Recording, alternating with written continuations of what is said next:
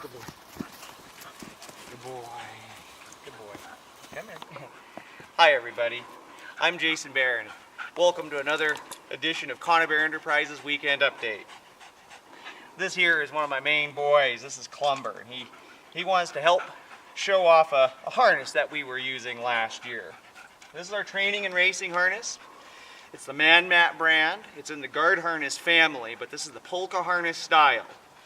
It was designed for Seiko carts originally. It has these nice tabs so you can designate which side of the dog you want to pull from. And I'm going to give a little demonstration. Oh, sorry buddy.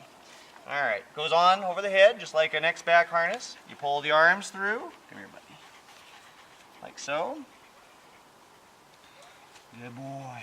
Straighten it out, make sure you don't have any kinks.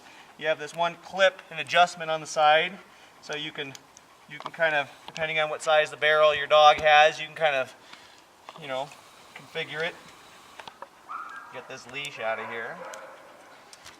Okay, now what I like about this harness, great material, wonderful craftsmanship, good padding, but the main thing is I run with a 12-inch tug line off of the main line and I hook in off of these tabs. I ignore these forward rings, those are for the Seiko cart. I hook off these tabs. You can hook off the right, come here buddy, or you can hook off of the left. Now I hook up with a 12-inch tug line, no neck lines, and essentially the dog's got a lot of freedom, and when you stop they can kind of swap around each other. And what I like about this is that essentially this is different than the distance harness, is that the distance harness has this slider that just kind of goes all over the place. So whichever side the dogs are on, it just slides over. You can't really remember, was it on the right or the left, or where do you want your dog running? It's very important to me and us at this kennel that I designate which side of the line my dogs are running on. If I go out on a 6-hour run every 3 hours to 4 hours, I like to swap from the left to the right. It helps balance out muscle buildup during training. It reduces stress on one side of the body. If you go to learn karate, you don't just throw the big punch with your right hand or just your left hand. You're always trying to achieve some kind of balance. This helps you kind of keep it straight. Oh, you know that if the dog was hooked up on this side, then that's the side that it's supposed to be on, even if it's kind of swapped around, because this thing will be dragging over its back like this. The other thing is, now this is not unique to this harness, it's a guard harness concept.